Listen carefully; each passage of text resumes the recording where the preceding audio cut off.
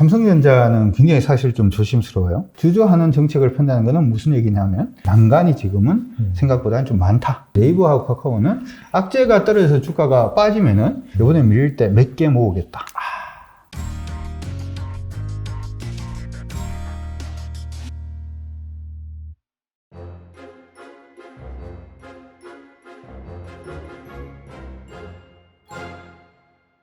강준혁 대표님 모셨습니다. 안녕하세요. 네, 안녕하십니까. 저희가 이제 두 번째 네. 모시는 건데 사실 그때보다 지금 시장이 더 안 좋아요. 그렇죠. 네, 그래서 좀 분위기가 무겁긴 하지만 최대한 밝게 한번 또 대표님께서 그렇게 진행하기 원하시니까 진행을 해보도록 하겠습니다. 워낙 증시가 떨어지다 보니까 최근에 증환펀드 도입 얘기 계속 나오고 있는데 아니 답답한 게 뭐 계속 검토한다, 논의한다, 살펴본다 말은 계속 나오는데 나오지가 않고 있거든요. 그래도 뭐 일단 이번 달 안으로 나올 가능성이 높다라고 하니까 역사적으로 증환펀드가 도입이 되는 시기가 보면은 좀 바닥이었거든요. 이번에도 약간 좀 믿어봐도 될지 궁금하거든요. 저는 원래 증환펀드 별로 믿질 않아요. 이게 어떤 거냐 하면은 제가 생각할 때는 굉장히 겨울에 이제 은발에 오줌 누면은 발이 순간 따뜻해집니다만은 나중에 되면 소변 때문에 깡깡 어는 그런 경우가 생길 수가 있죠. 약간 좀 그런 느낌이에요. 그러니까 어차피 증시라고 하기보다는 경제 자체가 지금 한파 쪽으로 지금 가고 있는 중이잖아요. 이건 아마 지금 시청하시는 분들도 대부분 다 이제는 다 알고 있는 사실이 아닌가 이렇게 생각이 들어요. 긴축이라든지 내년에 이제 IMF에서 예상하는 경제 성장률도 대부분 더 떨어지고 있고 경기가 안 좋으면 당연히 증시도 안 좋을 수밖에 없고 만약에 이제 주식시장이 경기에 대해서 6개월 선행한다라고 얘기를 하더라도 지금 예상하고 있는 게 내년 상반기 1, 4분기까지는 미국이 금리를 올리고 그렇죠. 그리고 난 다음에 높은 금리를 일정 부분 유지를 하다가 경기가 안 좋아지면 금리를 인하하겠다. 이런 식의 시나리오라는 점을 감안을 해보자면 지금 증환펀드라든지 하는 부분으로 인해서 시장이 잠깐 이렇게 반등을 할 수는 있겠습니다만 그게 이제 지속되기는 좀 어렵다 이렇게 봐줄 수가 있고요. 예전에 그런 얘기가 있었거든요.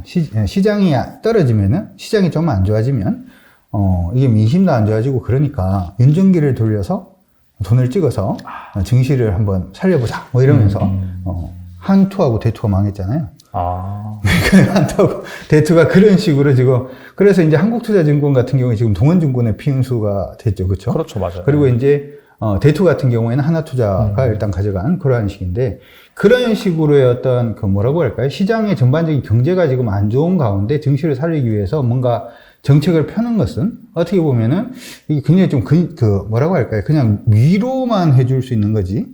이게 뭔가의 방향성을 돌린다든지 하는 부분은 아니니까 여러분들이 만약에 이제 증환펀드 때문에 시장이 조금 이제 반등을 한다라고 하면 아까 우리 들어오기 전에 그런 얘기를 했잖아요. 주식 투자 지금 할 때는 트레이딩을 굉장히 강하게 한다든지 뭐 하는 부분 외에는 돈 벌기가 어렵다 뭐 이런 얘기도 일단 있었는데 트레이딩용으로만 여러분들이 사용하시는 게 어떨까 싶습니다. 알겠습니다. 어차피 이제 근본적인 그런 악재 같은 경우에는 거치는 것이 아니기 때문에. 그렇죠. 근본적인 악재는 사실은 경제고 우리나라 원화가 굉장히 약세 움직임을 보이는 것도 사실 이제 두 가지 정도로 우리가 생각을 해볼 수가 있는데 첫 번째는 우리나라는 수출해서 먹고 사는 나라잖아요. 수출해서 먹고 살려 그러면은 수출을 하는 부분, 다시 말해서 이제 우리가 미국 쪽으로 중국 쪽으로 수출이 많은데 사실은 중국 쪽으로 수출이 되는 부분은 중국에서 그 중간재를 수입을 한 다음에 그걸 완성품으로 만들어서 유럽에 파는 거잖아요. 유럽 시장이 크니까. 그럼 유럽의 경기가 살아나야지 중국의 수출이 살아나고 중국의 수출이 살아나야 우리 수출이 살아나는데 유럽은 지금 우크라이나 전부터 시작해서 굉장히 시끄럽습니다. 거기다가 에너지 가격이 유럽 같은 경우에도 뭐 전기료를 100배로 올리니 뭐 이런 얘기들이 좀 있었잖아요.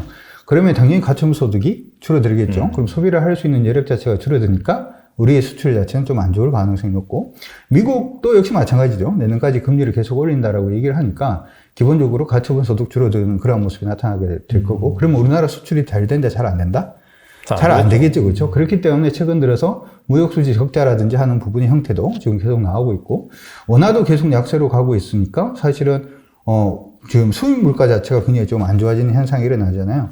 우리나라 전체 GDP를 보게 되면 수출이 차지하는 게 한 45% 정도 되고요. 소비가 차지하는 게 한 42% 정도 됩니다. 그러면 아까 얘기했다시피 45% 이상을 차지하는 수출은 일단은 안 좋은 거고 왜냐하면 유럽이라든지 미국의 경기가 안 좋아지니까 수출이 당연히 안 되는 거고 네. 소비 부분으로 돌아와서 생각을 해보자면 원달러 환율이 계속 치고 올라가니까 수입 물가 자체가 비싸지고 수입 물가가 비싸진다는 얘기는 소비할 여력 자체가 낮아진다라는 얘기도 될 거고 이번에 한국은행이 50bp 정도 잔디 스텝을 했잖아요. 다음번에도 아마 그렇게 할 가능성이 높지 않을까 이렇게 지금 얘기가 나오고 있는데 네. 만약에 그렇게 되면은 사실 이제 우리 일반 국민들 대한민국에 사는 국민들 같은 경우에도 가처분 소득이 줄어들겠죠. 그렇기 때문에 당연히 소비가 줄어들면 GDP 성장률 자체가 떨어지게 되고 나라의 경제 자체가 약화되면은 그 나라의 통화는 강세로 가기보다는 약세로 갈 가능성이 높고 거기다가 다른 나라하고 조금 다르게 우리는 증시라든지 하는 부분에 외국인 비중이 굉장히 좀 큰 나라거든요. 높죠. 네. 특히 이제 외국인 비중 중에서도 거의 한 절반 정도가 미국계 자금이에요. 미국계 자금이라는 점을 감안해 보자면 우리나라 미국이 계속해서 금리를 올리고 있고 강달러로 가고 있는데 굳이 한국에다가 주식을 가지고 있을 이유가 없죠. 있다 없다 없겠죠. 그렇죠? 그러니까 최소한의 어떤 펀드 원래 이제 펀드를 할 때는 무조건 이제 좋은 쪽으로 우리 개인 투자자들은 이제 좋은 종목이 그냥 몰빵을 그냥 확 그냥 해버리는 경우가 많습니다만은 펀드 같은 경우에는 그렇게 하지는 않잖아요. 제 포트폴리오 전략에 따라서 움직이기 때문에 일정 부분 한국의 원화 자산을 가지고 있다라고 하더라도 굳이 이걸 갖다가 높일 이유 자체는 지금 없기 때문에 그렇게 보면 증시라든지 경제라든지 하는 부분 그리고 이제 원달러 환율이 약세 보이는 요인 자체도 충분히 마련이 될 수가 있고 마지막으로 하나 더 생각을 해보면 달러가 계속 강해질까요? 약해질까요? 이제? 뭐 아무래도 긴축 계속 할 때까지는 강해지겠죠. 그렇죠. 근데 훅 들어온다. 그렇죠. 만약에 이제 달러가 강해진다 그러면 한번 생각을 해볼게. 삼성이 이제 미국에다가 엄청 투자한다라고 얘기를 했죠. 원화로 투자합니까? 달러로 투자합니까? 달러 투자했죠. 현대가 이제 조지아 공장부터 시작해서 엄청 투자한다 그랬는데 원화로 투자하나요? 달러로 투자하나요? 달러로 투자하는데 향후에 달러가 더 비싸질 것 같아요. 그러면은 지금 현대라든지 삼성이라든지 해외에서 번 돈을 원화로 바꿀 이유가 있다 없다? 없죠. 없겠죠. 그렇죠? 그러면은 물건을 수출을 많이 하면은 원래 그 수출됐던 금액 자체가 달러로 들어오게 되고 달러로 들어오면은 우리나라 안에서는 달러를 팔고 원화를 사니까 원화 강세 요인이 일단 만들어져야 되는데 그 요인도 있다 없다? 없잖아요. 그렇죠? 그런 부분들이 일단 있고 원달러 환율이 계속 강세로 가고 있고 요 최근 들어서 이제 조금은 이제 밀가격이 안정세를 좀 취하는 모습이 보이는데 요거는 이제 우리나라 음식료 관련된 종목군들 한번 생각을 해보면 우리나라는 이제 밀이라든지 하는 부분을 대부분 다 수입하죠. 외국에 수입을 하는데 네네. 수입할 때 원화로 수입하나요? 달러로 수입하나요? 달러로 하죠. 그렇죠. 밀 주세요. 그러면서 이제 100만 원 주면은 절대 안 주죠. 이거 뭔가요? 이렇게 얘기를 할 겁니다. 자, 그러면 한번 생각을 해볼게. 우리가 올해 지금 먹고 있는 쌀 있잖아요. 쌀은 올해에 추수한 건가요? 작년에 추수한 건가요? 올해 먹고 있는 작년에 한 거죠. 네. 작년에. 네. 그렇죠. 올해는 아직까지 추수가 안 됐으니까. 그렇죠. 네. 그러면 지금 우크라이나전이 2월 달부터 터진 거잖아요. 그죠? 그러면은 지금 먹고 있는 빵의 밀가루는 작년 건가요? 올해 건가요? 작년 거겠죠. 그렇죠? 그럼 내년에는 그러면 밀 가격이 어떻게 될 가능성이 높을까요? 올라갈 가능성이 높겠죠. 그러면은 그 밀 가격도 올라가고 달러도 강세면은 우리나라 음식료 관련된 종목군들은 지금 달러를 가지고 있으려고 그럴까요? 아니면 원화를 가지고 있으려고 그럴까요? 달러를 가지고 그렇죠. 그렇게 요인을 따져보면 지금 원화가 이제 약세 보일 요인 자체가 사실은 그다지 많지가 않죠. 그 원화가 약세 보일 요인 자체가 일단은 많지 않다라고 하는 부분도 기본적으로 원달러 환율이 계속 약세로 갈 수가 있고 그러면 외국인들 매수하기가 힘들어지는 시장이 상당 부분 유지가 될 가능성이 높다 이렇게 생각을 할 수가 있어서 단순히 지금 증환펀드가 들어와가지고 시장의 바닥을 잡고 튄다 이건 굉장히 뭐라고 할까요? 7살이나 10살 정도의 굉장히 순진한 네. 우리 아빠가 최고 강해 뭐 이런 식의 생각이 아닌가 뭐 아빠가 가장 강하긴 합니다만은 죄송합니다 뭐 그런 생각이 아닌가 이런 생각이 듭니다. 네. 자, 그렇다면은 사실 상황이 좋지 않은데 증시는 그렇다면 언제쯤 좀 바닥을 좀 반등할 수 있을지 좀 포인트가 있을까요? 뭔가 반전시키는 질문을 엄청 많이 받는데. 그렇죠. 가장 많이 받는 질문이실 것 같아요. 딴 데서는 이제 보통 제가 몇 개월 전에 그런 얘기를 했어요. 주식 투자를 할 때는 기본적으로는 금리 인하를 한 2번 정도 하고 난 다음에 바닥이 만들어집니다. 이렇게 얘기를 했거든요. 네네. 왜냐하면 우리가 이제 우리가 이제 경제 얘기를 많이 합니다만은 어떻게 보면 우리는 주식쟁이니까 주식이 반등하는 게 중요하잖아요. 네. 주식이 반등하기 위해서는 기업 실적이라든지 아니면 시장 유동성이 이제 본격적으로 공급이 돼야 되는데 경기가 굉장히 안 좋아지면은 신용이 좋은 사람이 많을까요? 나쁜 사람이 많을까요? 당연히 나쁜 사람 나쁜 사람 많아지고 기업도 신용이 좋은 기업들이 장사가 안 되니까 신용이 안 좋아지는 그러한 형태가 보여지고 있죠. 금리 인하를 하면서 정부가 돈을 풀기 시작을 하면 은행에서 돈을 빌려줘야 될 텐데 신용이 안 좋은 사람한테 돈을 빌려줄까요? 안 빌려줄까요? 안 빌려주겠죠. 그죠? 그리고 일반적인 금리 인하를 처음에 금리 인하를 하게 되면 이 돈이 기본적으로 경제로 가기가 굉장히 좀 어려워요. 이 부분이 어느 정도 유지가 돼서 신용이 약간 좀 턱걸이 되어 있는 기업들이라든지 하는 부분이 먼저 실적이 좋아지면 그 밑에 단의 개인들이라든지 아니면 일부 기업들이 실적이 좋아지는 현상이 일어나면서 두 번 정도 금리 인하를 하기 시작하면 일반적으로 경제가 바닥을 잡고 경기가 이제 그때부터 시작을 해서 증시에 자금도 좀 유입되는 모습이 보이면서 보통은 이제 반등을 한다 이렇게 생각을 하시면 되는데 이게 언제쯤이냐 이렇게 얘기를 해서 뭐 예를 들어서 내년 2023년 6월 14일입니다. 딱 이렇게 얘기를 해드리면 굉장히 좋습니다만은 제가 이제 여러분들이 이거 생각을 하시면 좋을 것 같아요. 시장 안에서 제가 이제 일반 방송을 할 때도 한국경제TV에서 방송을 할 때도 바닥은 언제쯤인가요? 2000포인트는 어떻게 되나요? 2000포인트를 한번 깨면 바닥인가요? 뭐 이런 얘기들 일단 할 때도 있고 여러 가지 얘기들을 하는데 저는 이거는 이렇게 생각을 하시는 게 좋을 것 같습니다. 바닥이 중요한 게 아니라 대응이 중요합니다. 제가 이제 항상 얘기를 할 때도 역시 마찬가지인데 뭐 이런 거 있잖아요. 술을 먹다가 술을 먹고 집에 너무 늦게 들어가거나 뭐 이렇게 해서 와이프가 화가 났어요. 와이프가 화가 나면 몇 시간 정도 있으면 화가 풀릴까요? 글쎄요, 잘 모르겠네요. 그거. 몇 시간 정도 있으면 화가 풀릴지는 아무도 모릅니다. 그렇죠? 무슨 얘기냐 하면 시장이 언제쯤 이게 공포 심리를 이제 이겨내고 다시금 안정으로 갈까요? 라고 물어보면 안정으로 언제 갈지는 몰라요. 단지 이제 우리가 아는 건 뭐냐 하면 사람이 화가 났다고 화가 풀어지려 그럴 때 쫓아가서 화를 더 빨리 풀게끔 해줄 수 있는 건 할 수 있죠. 무슨 얘기냐 하면 시장이 언제 바닥을 잡는다라고 하는 부분은 사실은 그냥 아까 지표상으로는 금리 인하를 2번 정도 하면은 바닥을 잡는다라고 얘기는 했습니다만은 실질적으로는 바닥을 잡으면 그냥 어떻게 해야지라고 하는 부분만 여러분들이 생각을 해야지 미리 바닥을 잡는다. 그러니까 무슨 얘기냐 하면 보통은 이제 한 3시간 있으면 화가 풀려요 라고 얘기를 하면 2시 59분 정도 돼서 바로 옆에 가서 3시간 딱 지나자마자 화 풀렸지.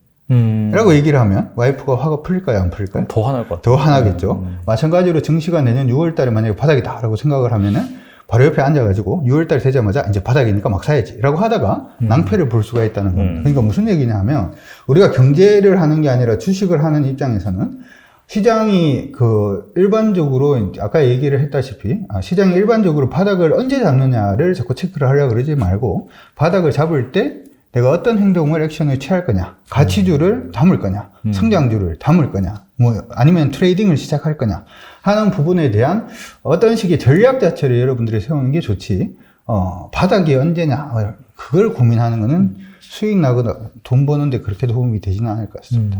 결과적으로는 일반적으로 봤을 때, 역사적으로 봤을 때 금리 인하를 한 2번 정도 하는 시점이 바닥이었는데 정확하게 알 수는 없으니 일단 그런 시그널을 포착을 한 다음에 약간 그 언저리에서 뭐 좋은 주식을 모아가는 그런 전략이 현명하다. 그렇게 볼 수가 있겠네요. 그래서 이제 개별 종목이나 섹터 관점에서 좀 여쭤보고 싶은데 아무래도 좀 우리나라 증시에서 가장 큰 비중을 차지하고 있는 것이 반도체, 뭐 종목으로 치자면 삼성전자잖아요. 근데 삼성전자가 최근에 흐름이 그래도 그렇게 나쁘지 않은데 미국의 필라델피아 반도체 지수 같은 경우에는 최근에 엄청 빠졌거든요. 미국에서 뭐 중국 반도체 수출 제재하면서. 근데 삼성전자 같은 경우에는 그 뒤로 그렇게 빠지지도 않고 어느 정도 저점을 다지면서 좀 횡보하는 그런 모습을 보이고 있는데 최근에 또 주주환원 TF를 구성을 하고 본격적인 뭐 주가 부양에 나선다. 그런 기사도 나왔어요. 그래서 이제 어떻게 보시는지 좀 궁금합니다. 저는 그렇게 의미 있게 보고 있지는 않습니다. 왜 그런 생각을 하냐면은 네. 삼성전자는 굉장히 사실 좀 조심스러워요. 왜냐하면 예전에 다른 데서 삼성전자 얘기를 한번 했다가 삼성전자 가지고 계신 분들이 엄청 많은가 봐요. 500만 명 주잖아요, 지금. 유튜브에 오셔야 댓글로 뭐 폭발을 시켜가지고 굉장히 당황을 했던 그런 경험이 있는데 그래도 보이는 대로 그냥 말씀을 해드리도록 하겠습니다. 기업을 볼 때는 사실은 삼성전자가 됐든 다른 기업이든 간에 모두 다 일단은 돈을 버느냐 못 버느냐가 일단 첫 번째 포인트예요. 그렇죠. 그렇죠? 이 회사가 돈을 벌 수 있는 환경이냐 아니냐를 일단은 생각을 해야 되는데 삼성전자는 사실 돈을 가장 많이 버는 것은 서버용 D램에서 돈을 굉장히 많이 법니다. 이 얘기 자체는 서버용 D램이 많이 팔리면 많이 팔릴수록 삼성전자는 무조건 실적이 난다라는 얘기인데 그럼 서버용 D램은 누가 쓰느냐 하면 구글이라든지 아마존이라든지 아니면 우리나라 네이버라든지 이런 대규모 데이터를 이제 서버에 저장을 해야 되는 회사들이 보통은 이 서버용 D램을 굉장히 많이 수입을 합니다. 근데 이들 기업들이 요즘 보면은 실적이라든지 하는 부분이 약간 좀 아리까리하죠. 그래서 투자를 조금 늦춘다든지 하는 부분이 일단 생기고 있고, 이 얘기 자체는 삼성전자의 서버용 D램의 매출 자체가 그다지 크지 않을 가능성이 높다. 좀 안 좋아질 가능성이 높다. 이런 네네. 얘기가 일단 하죠. 삼성전자의 기본적인 사업 전략 자체가 D램에서 캐시카우로 돈을 벌어서 시스템 반도체에 투자한다. 이건데, D램에서 돈 벌기가 지금 굉장히 좀 애매한 상황으로 지금 가고 있기 때문에, 네. 서버용 D램에 투자하는 게, 이게 어떻게 보면 여기서 돈을 확 벌어서 여기다가 그냥 투자를 하면 그게 똔똔이나, 아니면 이쪽이 나중에 서버용 D램이 아니라 시스템 반도체가 이제 커지면서, 네. 전체적인 파이가 커지는 형태로 가야 되는데, 그 모양이 나올 때, 원래 이제 중국에서 그 얘기가 나왔어요.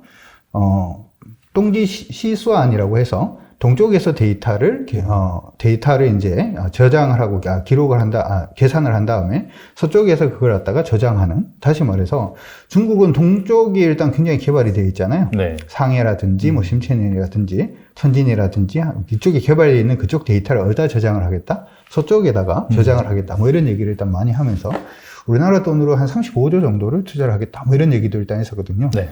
그러면 이제 그 투자하는 부분에서는 뭐가 필요하죠? 서버용 D램이 필요합니다. 그러니까 어떻게 보면 가장 큰 시장이 사실은 중국이었는데, 삼성전자가 지금 미국하고 중국하고 좀 사이가, 그쵸? 안 좋아지면서, 네. 야, 그쪽으로 뭐 좀 이렇게 제품 넣는 것도 그렇고, 안에 투자하는 것도 그렇고, 약간 좀 애매한 쪽으로 지금 약간 좀 방향을 잡고 있죠. 그러면 그쪽 매출 자체는 사실은 기대하기가 약간 좀 쉽지 않을 것 같습니다. 거기다가, 서버용 D램이 아니면 D램이 어디 많이 들어가냐면, 아시다시피 컴퓨터 뜯어보면 안에 D램이 들어가 있죠. PC 판매가 많이 증가를 하면, 이제 D램이 많이 이제 판매가 될 텐데, 요것도 한번 생각을 해보면, 컴퓨터 판매량이 지금 이번 분기에 나왔던 데이터를 보니까, 저번 분기 대비해서 한 20% 정도 급감하는 모습이 일단 보였어요. 그럼 컴퓨터도 그렇게 좋지는 않다. 이런 얘기가 일단 되겠죠. 그럼 삼성전자 실적은 계속 좋아진다, 안 좋아진다? 안 좋아지겠죠. 안 좋아질 가능성이 높겠죠. 그런데 주저하는 정책을 편다는 것은 무슨 얘기냐면, 아빠가 밖에서 돈을 옛날에 굉장히 잘 벌다가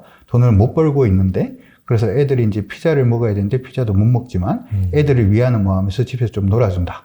그러면은 애들이 화가 풀릴 것이냐, 피자를 내놔라고 그럴 것이냐 라고 생각을 해본다면 피자를 내놔라고 할 가능성이 일단 높겠죠. 그래서 단순히 지금 돈을 많이 못 벌고 있어서 주가가 많이 하락하고 있는데, 주주하는 정책을 위해서 TF팀을 구성하는 것 자체는 시장 안에서는 그냥 아름다운 이야기가 될 수는 있습니다만은, 주가 방향을 생각을 해본다면은 그다지 주가 방향에는 긍정적이지 않을 저는 가능성이 높다 이렇게 생각을 합니다.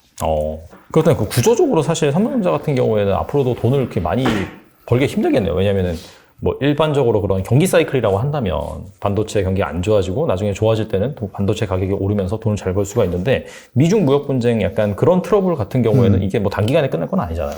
시장에서는 사실은 이제 걱정을 하는 게, 오늘도 댓글이 굉장히 걱정이 되는데, 시장에서, 저는 자꾸 보게 돼요. 시장에서 걱정을 하는 걸 뭘 걱정을 하냐 하면은, 약간 좀 정치적인 이슈 때문에 우리나라 반도체가 어떻게 될 건지에 대해서 굉장히 고민을 많이 하거든요. 네. 도시바라고 아시죠? 네. 아니면은 뭐 인텔도 뭐 유명하고, 사실은 이제 1980년대만 하더라도 일본 반도체가 전 세계 반도체를 석권하던 그러한 시절이 있었는데, 일본이 그렇게 이제 석권을 하고 있다가, 그다음 엔화를 이제 강세로 보내는 그런 부분들을 일단 몇 차례 시도를 하고, 그 다음에 미일 반도체 협정 요거 3차례 정도 맺으면서 일본의 반도체가 완전히 망가졌거든요. 이건 어떻게 보면 시장 상황 때문에 망가진 게 아니라 정치적인 이슈 때문에 일본 반도체가 망가졌는데, 최근에 반도체 산업의 형태를 보게 되면 미국이 뭐 인텔을 키우려고 합니다만은 사실은 인텔이 잘 크진 못할 거예요. 기술이 하도 격차가 크기 때문에. 근데 정책적으로 이걸 밀어붙이면은 이게 어떻게 될지에 대해서 물음표가, 사실은 이제 그게 가장 큰 리스크다 이렇게 볼 수가 있고, 만약에 미국이 그런 식으로 건드리지 않는다면 저는 그래도 삼성전자는 나쁘지 않을 거라고는 생각을 합니다. 왜냐하면 이게 우리가 이제 생각을 할 때는 10만 전자, 8만 전자, 9만 전자, 8만 전자, 7만 전자 뭐 이러면서 삼성전자를 주가로 얘기를 합니다만은, 삼성전자 들어가려 그러면은 학교를 어디를 나와야 될까요? 좋은 데 나와야죠. 좋은 데 나와야 되겠죠. 좋은 데에서 아주 좋은 데를 나와야 되겠죠. 네. 거기서 이제 승진해서 뭐 부장, 뭐 상무까지 올라가려 그러면 노력을 조금 해야 될까요? 많이 해야 될까요? 거의 뭐 노력 수준이 아니라 그렇죠? 거의 기적이 나와야지. 기적이 나와야지, 그렇죠? 그런 사람들이 빡빡하게 모여있는 게 삼성전자입니다. 무슨 얘기를 좀 해드리려고 하고 싶냐면 이게 우리가 볼 때는 그냥 주식으로 보입니다만은 여기에 들어가 있는 맨파워 자체는 전 장난이 아니라고 생각을 하거든요. 아까 얘기를 했다시피 뭐 지금 뭐 예를 들어서 미국하고 중국하고의 어떤 반도체 분쟁이라든지 아니면 삼성전자가 지금 시스템 반도체를 개발을 하려고 하는데 개발이 잘 안 된다든지 메모리 반도체 부분의 실적이 좀 안 좋아진다라고 하는 부분은 저만 알까요? 삼성전자도 알까요? 다 알죠. 삼성전자는 더 많이 알 네, 겁니다. 네. 그래서 제가 믿고 싶은 건 뭐냐면 여기서의 맨파워가 저는 삼성전자가 있다라고 생각을 하는 거고 최근에 로봇 관련돼서도 삼성전자가 좀 진출하려고 굉장히 노력을 많이 하고 있잖아요. 맞아요. 그러니까 네. 기존에 돈 버는 부분에서 돈 버는 부분 자체를 조금 변화시키려는 노력 자체를 일단 보여주고 있고 그러한 부분이 만약에 성공을 한다면 삼성전자가 반도체뿐만 아니라 다른 쪽으로도 충분히 뭐 이겨나갈 수 있지 않을까 이렇게 생각이 들고 갑자기 생각이 나는 게 삼성전자가 원래 반도체 회사가 아니잖아요. 그렇죠? 맨 처음부터 반도체 처음에 반도체 한다 그랬을 때 전부 다 미쳤다 그랬거든요. 맞아요. 그거 되지도 네. 않을 걸 왜 하냐고. 네. 근데 그 되지도 않을 게 지금 삼성전자가 글로벌로 1등하고 있고 삼성전자가 가전도 우리나라에서 제일 먼저 한 거 아니잖아요. LG가 가전하고 있는 부분을 시작을 한 거잖아요. 네. 그렇죠? 물론 아직도 뭐 가전은 LG다 이렇게 얘기는 합니다만은 가전 부분에서도 삼성전자가 맨파워가 있죠. 그렇죠. 그렇기 때문에 단순히 지금 그런 맨파워를 생각을 해서 믿는다면은 삼성전자는 일단 긍정적일 수는 있는데 난간이 지금은 생각보다는 좀 많다라고 하는 부분은 기억하셔야 될 것 같습니다. 알겠습니다. 그리고 지난번에 나오셔서 이 네이버와 카카오 장기 전망은 긍정적이라고 말씀하셨는데 최근에 이 네이버 쪽에서 사실 뭐 일단 주가는 악재로 반영을 했죠. 미국의 이 중고 거래 플랫폼을 인수한다고 밝히면서 주가가 뭐 거의 순식간에 한 1-20% 정도 날아갔어요. 그래서 카카오 역시 좀 주가 좀 부진하고요. 혹시 뭐 그 이후로 전망이 달라지셨는지 좀 궁금합니다. 달라진 거는 더 없습니다. 아, 달라진 게 없는 이유가 제가 한번 요거 보여드리도록 하죠. 네. 지금 보시고 있는 화면이 카카오의 이제 재무 차트 부분인데 우리가 하나 생각을 해야 되는 건 이거라고 생각을 합니다. 지금 매출이라든지 영업이익이라든지 당기 순이익 규모를 보게 되면 네. 카카오가 지금 2021년도에 굉장히 좀 좋아지면서 주가가 17만 3천원을 쳤어요. 네. 그러고 난 다음에 처음에는 이제 골목 상권 뭐 침해라든지 하는 부분이 맞아요. 얘기가 나오면서 네. 이게 뭐 국회에서도 막 얘기가 나오고 그러면서 주가가 막 박살이 나기 시작을 해서 막 무너집니다. 근데 그 카카오가 이렇게 무너지면서 실적이 그러면은 안 좋을 거면은 관계가 없는데 실적은 지금 올해 실적이 증권사 컨센서스로는 거의 사상 최대 실적을 지금 예상을 하고 있거든요. 그러니까 예전에 주가가 17만 3천 원 갔을 때 영업이익이 5,900억 정도를 했는데 지금 주가가 4만 7천 원인데 영업이익이 7,400억 정도 할 걸로 예상을 합니다. 그러면 옛날보다 돈을 더 많이 버는데 주가는 지금 반토막이 아니죠. 이거 3분의 1 토막 이상 지금 나 있는 그런 상황이기 때문에 네. 제가 생각할 때는 이러한 부분에 대한 전망 자체는 변한 건 없고요. 하나 이제 업데이트를 그러니까 이게 여러분들 하나 생각을 하셔야 되는 게 제가 이제 그 얘기를 항상 해드리잖아요. 가치주를 할 거냐, 성장주를 할 거냐, 네. 배당주를 할 거냐, 인덱스를 할 거냐, 매매를 할 거냐. 매매하는 타이밍에서는 카카오 아니에요. 저번에 말씀드렸던 것도 가치주 관점에서 그냥 모아가는 종목으로 매달 월급의 10%, 매달 네. 월급의 5%씩 그냥 계속 모아가는 종목으로 가능하다라고 하는 부분 기억을 하시면 좋을 것 같고 최근에 카카오 엔터테인먼트라는 회사가 있습니다. 맞아요. 네. 그 회사가 싹쓸이를 하고 있어요. 엔터테인먼트 회사들을. 뮤지컬부터 시작을 해서 연예 기획사부터 시작을 해서 완전히 완전히 싹쓸이를 하고 있는 모습이 나타나는데 그거에 이제 최대 주주도 역시 카카오겠죠. 네네. 근데 지금 보면 우리나라 K 컬처라든지 하는 부분이 이제 파워가 굉장히 강하다라고 얘기를 하고 있는데 사실 뭐 전 세계에서 1위인 예, 거죠. 거기 안에서 일단 카카오가 물밑하고 비슷하게 뭐 안테나라든지 유명한 뭐 그런 식이라든지 뮤지컬이라든지 이런 부분을 싹쓸이하고 있다는 점을 감안해 보자면 여기서도 뭔가가 지금 모멘텀이 나오지 않을까. 개인적으로 이것도 골목 상권인 것 같다라는 생각이 들긴 한데 네. 맞잖아요. 작은 엔터테인먼트 회사까지도 그냥 싹쓸이를 하고 있는 거니까 그러한 부분들도 일단 있고 아까 네이버 같은 경우에도 맞아요, 네이버. 우리가 생각을 한 게 해야 되는 게 저는 이제 해외에다가 투자하는 부분은 나쁘지 않다라고 생각을 합니다. 무슨 얘기냐면 요즘은 엔화가 많이 깨졌습니다만은 N은 왜 강세일까를 한번 생각을 해보면 N은 수출을 잘하는 것도 아니고 경제 성장률도 좋지도 않은데 단순히 얘가 기축도 사실은 아니잖아요. 중기축이긴 그렇죠. 네. 합니다만은 왜 N은 안전자산일까를 생각을 해보면 N은 예전에 이제 1980년대 뭐 이럴 때 N이 굉장히 좋을 때 70년대 80년 좋을 때 콜롬비아 영화사부터 시작해서 해외 자산을 엄청 많이 사놨잖아요. 그러니까 거기서 달러가 들어오는 거예요. 그러니까 달러가 그쪽으로 계속 들어오다 보니까 어떻게 보면 엔화는 달러를 일정 부분 무조건 보유할 수 있는 통화가 되는 거죠. 그러니까 해외에다가 특히 이제 미국이라든지 하는 부분에 투자를 하는 이러한 부분 자체는 저는 나쁘지 않다 이렇게 생각을 하고요. 이 부분도 역시 마찬가지입니다. 이게 지금 보시고 있는 게 중간에 한번 요거 없이 일단은 봐주시는 게 좋을 것 같은데 네. 네이버 같은 경우에도 실적이 안 좋은 기업이 아니죠. 계속해서 영업이익이 좋아지고 있는데 주가가 지금 계속 떨어지고 있는 부분이기 때문에 저는 네이버하고 카카오는 악재가 떨어져서 주가가 빠지면은 이거는 이렇게 생각하시는 게 좋을 것 같아요. 몇 프로 마이너스 플러스가 아니라 이번에 밀릴 때 몇 개 모으겠다. 몇 개까지 모을 수 있는지. 그러면 주가가 빠지면은 주가가 오를 때보다 더 많이 모을 수 있잖아요. 더 많이 모을 수 있다는 얘기는 호재가 됩니까? 악재가 됩니까? 투자의 관점에서는 호재가 되죠. 호재죠. 그러니까 이게 여러분들이 저번에 얘기를 할 때 내가 가치주를 할 거냐, 성장주를 할 거냐, 매매를 할 거냐. 매매는 타이밍 아니에요. 그렇죠. 네. 근데 가치주를 하는 사람들은 싸지면은 예전에 10개 모을 돈 가지고 지금 20개를 모을 수 있는 거고 30개를 모을 수 있는 거니까 그렇죠. 어차피 회사가 지금 이익이라든지 하는 부분이 훼손되는 게 아니기 때문에 제가 생각할 때는 뭐 나쁘지 않은 타이밍이다 이렇게 생각합니다. 알겠습니다. 확실히 트레이딩이 아니면 가치주냐 뭐 성장주냐 그런 관점에서 봤을 때 약간 모아가는 관점에서는 괜찮다. 하지만 트레이딩은 지금 할 구간이 아니다. 그런 그렇죠. 식으로 네. 정리를 하면 될 것 같아요. 시장이 이렇게 안 좋은 구간에서는 이렇게 이제 매매할 수 있는 종목군들이 한 번씩 나오는 거예요. 지금이나 실적은 거의 변함이 없는데 주가는 지금 뭐 3분의 1 토막 정도? 그렇죠. 우리가 무조건 봐야 되는 업종들 중에 하나죠. 그리고 뭐 시가총액이 큰 종목 중에서 지금 반도체, 인터넷 그런 섹터도 좀 알아봤는데 추가적으로 2차 전지라든지 자동차 바이오도 있잖아요. 그렇다면 현 시점에서 약간 좀 다들 싸지긴 했는데 그나마 좀 투자 매력이 높은 대형주는 무엇일까요? 저한테 이거 물어보면 네. 제가 뭐라고 얘기를 할까요? 제가 저번에 없다고 하셔도 될 것 같아요. 네, 저번에 일단 얘기를 할 때 그런 네. 얘기를 했어요. 주식 네. 투자를 할 땐 가치주, 성장주, 인덱스로 투자를 하든지 아니면 트레이딩으로 하든지 그러면 뭐 하는 부분을 얘기를 한다면 지금은 가치주 하는 시점 아니라고 그랬죠.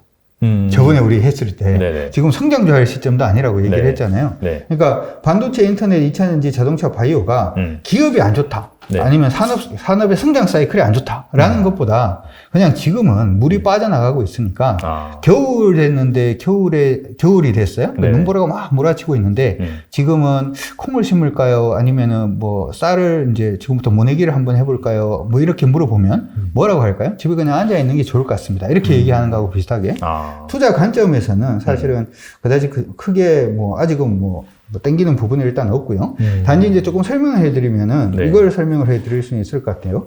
2차전지 부분은 최근에 이제 AI 데이에서 로봇 나오는 거 보셨나요? 네. 네, 로봇 나오는 거 보니까 뭐가 없어요? 전선이 없습니다. 그렇죠? 네. 2차전지 들어가겠네요. 머스크가 뭐라 그랬냐 하면 $20,000 미만으로 해서 많은 사람들이 사게 하겠다. 뭐 이렇게 얘기를 했단 말이죠. 네네. 그 얘기 자체는 많은 사람들이 2차전지를 자동차 말고도 가지게 하겠다라는 뜻으로 저는 들립니다. 그렇기 때문에 2차전지 관련된 부분은 이게 이제는 로봇 부분에 테슬라가 시작을 하면 로봇이 이제 시작한다라고 저는 생각을 해도 좋다라고 그렇죠. 보거든요. 네. 그러면은 본격적으로 일단은 2차전지가 자동차 외에 로봇에 달리는 시대가 오고 있다. 이렇게도 봐줄 수가 있을 것 같고 얼마 전에 그게 있었어요. 제주도에서 UAM 혹시 보셨나요? 그것도? 그건 보지 않아요. 듣긴 했어요. 네. 네. 그것도 이제 실용하겠다라고 얘기를 하는데 UAM도 뭐로 가나요? 그것도 이제 배터리로 그렇죠. 2차전지로 가죠. 그 얘기 자체는 2차전지가 이제 드론이 아니라 이제 대형 드론이라고 할 수 있죠. 탑승용이니까. 네네. 그러한 부분에도 일단 2차전지가 들어간다라는 얘기가 되고 그러면은 하다못해서 지금 2차전지가 전자담배부터 시작을 해서 그 다음에 뭐 고프로라든지 얘기해도 되나요? 고프로? 네, 상관없습니다. 그런 데라든지 네. 카메라라든지 하는 부분부터 시작을 해서 자동차 거기다가 이제 로봇 그 다음에 아까 얘기를 했는 드론부터 시작을 해서 모든 곳에 2차전지가 들어간다라고 얘기를 하면 2차전지 업체는 돈을 많이 벌까요? 못 벌까요? 당연히 많이 벌겠죠. 많이 벌겠죠. 거기다가 하나 더 얘기를 해보자면 최근 들어서 소재 관련돼 가지고 지금 미국하고 중국하고 갈등이 좀 심해요. 그렇죠? 네, 네. 그러면서 2차전지 소재단에 일단은 중국의 소재를 쓰면은 뭐 보조금을 안 주겠다는 뭐 이런 얘기가 나오는데 지금 전 세계 2차전지 1등 기업이 CATL이잖아요. 네. 여기 부분도 약간 좀 건드리지 않을까 뭐 이런 생각도 좀 듭니다. 근데 여기에 대한 수혜는 누가 받나요? 우리나라 2차전지 업체들이 받겠죠. 그렇죠. 네. 그렇죠. 그렇기 때문에 그런 부분으로 생각을 한번 해보면 2차전지도 성장성이 굉장히 높다 이렇게 봐줄 수가 있고요. 자동차 같은 경우에는 두 가지로 나누어서 우리가 볼 수가 있는데 자동차는 기계인가요? IT인가요? 기계죠, 사실. 어후, IT죠. 아니 자동차는 기본적으로 이건 이제 시각의 차이인데 네. 어차피 이제 가고 쓰고 하는 거니까 네. 기계적인 특성이 있는데 그쵸? 점점 IT로 가는 네. 거죠, 사실. 제가 이제 왜 이런 말씀 드리려고 했냐면, 네. 우리나라 현대가 이제 좀 테슬라 같은 경우에 이제 머스크가 얘기를 할 때 현대가 굉장히 잘하고 있다 이런 얘기를 하는 게 네네. 저는 우리 국민들이 알게 모르게 뼛속까지 IT이기 때문에 그렇다 이렇게 생각을 하거든요. 펌웨어 하는 거는 그냥 기본이잖아요. 그렇죠. 업데이트 해주고 하는 건 기본인데 기계는 업데이트 하는 게 없죠. 그렇죠. 그러니까 이게 어떻게 보면 현대차가 지금 그 테슬라의 대항마가 저는 충분히 될 수 있다 이렇게 생각을 하거든요. 근데 지금 아직까지도 도로에 다녀보면은 전기차가 맞나요? 내연기관 자동차가 아직 맞나요? 내연기관이 훨씬 많죠. 그렇죠. 싹 다 바뀌어야 되겠죠. 싹 다 바뀌면 자동차 판매량이 좋을까요? 안 좋을까요? 당연히 좋겠죠. 그렇기 때문에 현대차는 일단 좋을 가능성이 일단 있다 이렇게 생각이 들고 여기 하나 더 팁을 얘기를 해드리면 테슬라 전기차가 왜 좋을까요? 사람들이 전부 다 테슬라를 사지 딴 걸 잘 안 사잖아요.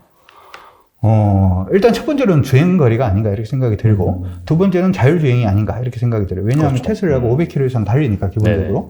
근데 사람들이 테슬라라고 얘기하면은 긴 주행거리보다는 다 무슨 얘기만 하냐 하면 자율주행 얘기만 하거든요. 맞아요. 네. 소프트웨어.